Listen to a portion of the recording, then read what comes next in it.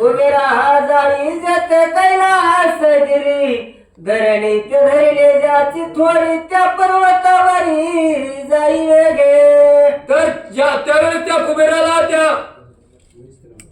त्या ठिकाणी वडिलांनी सांगितलं त्या कैलासावर ज्या ठिकाणी धरलेलं आहे त्या ठिकाणी तू जा.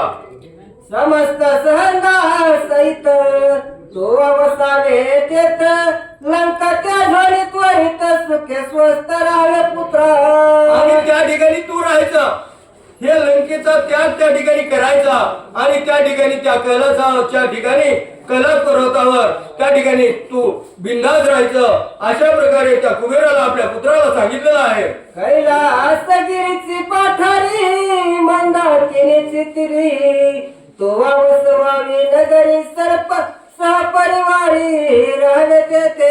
आणि कैलासगिरीचं जे पठार आहे त्या ठिकाणी तो वस्ती करायची आणि त्या ठिकाणी राहायचं असं त्या कुबेराला आपल्या पुत्राला सांगितलेलं आहे.